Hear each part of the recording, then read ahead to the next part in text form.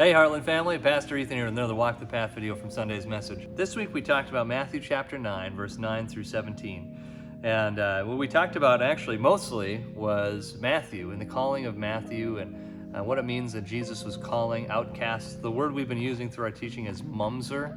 Mumser, it's the outcast, the illegitimate son. But one of the things we didn't talk about is there's this part where John comes and he says, "Why do we and the Pharisees fast often, but your disciples do not fast?" And Jesus said to them, "Can the wedding guests be sad while the groom is with them? The time will come when the groom will be taken away from them, and then they will fast.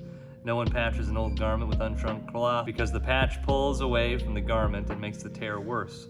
And no one puts new wine into old wineskins. Otherwise the skin bursts, the wine spills out, and the skins are ruined. No, they put new wine into fresh wineskins, and both are preserved." You know, there's something that Jesus is doing here in what he's teaching and who he's calling, and everything that he's doing is deliberate, right? And I think he's trying to prepare people for something that's new that is coming, right? There's going to be a huge shakeup in the Jewish world when Gentiles are allowed into the faith. Not just because they typically are, but in a new way. So when we're thinking about other people's lives and the call on other people's lives and God moving people closer to himself like he did with Matthew, a guy that nobody would have expected Jesus to call into being a disciple, I think the question is, how do we view other people? Are we able to recognize? I think oftentimes we think we got to ask God to do something new, but God is always doing something. And so maybe this week the question to ask ourselves and ask the Lord is, God, what are you already doing in the lives of people around me? And how can I help facilitate that, to partner with you to help move that along?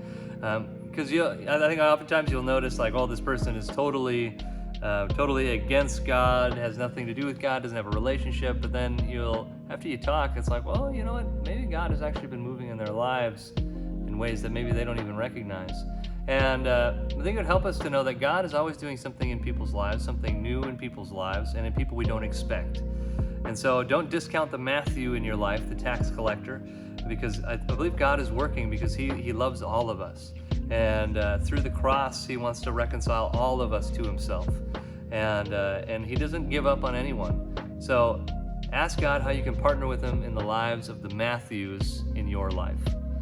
With that, thanks for listening. Thanks for coming Sunday. We'll see you this next Sunday. We love you.